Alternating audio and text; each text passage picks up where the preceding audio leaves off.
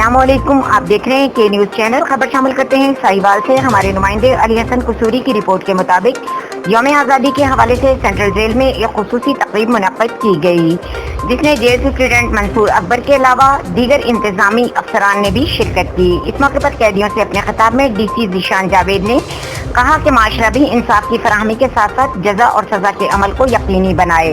बगैर अमन और भाईचारा कायम नहीं हो सकता। उन्होंने मजीद कहा कि हुकूमत कैदियों को बुनियादी सूरतें फराहम कर रही है ताकि वो रिहाई के बाद माशरे में अच्छे शहरी बनकर अपनी जिंदगी बसर करें। उन्होंने मजीद कहा कि हुकूमत ने कैदियों की इस्लाह के लिए एक प्रोग्राम मुतारफ करवाया है, जिससे न सिर्फ उन्हें बेहतर खाना, तिब्बी इमदाद, दूसरी सहूलियात मुहैया की जा रही हैं, बल्कि इन्हें मुख्तलिफ हुनर भी सिखाए जा रहे हैं। बिल्कुल फारूक साहब ने भी कहा, और आप भी जानते हैं कि अगर यही आप आज़ादी का दिन अपने घर वालों के साथ मना रहे होते तो उसकी खुशी कुछ और होनी थी, लेकिन कोई नहीं। अभी जैसे कहा कि अपने मरकज़ से हट जाओगे तो अफसाना बन जाओगे।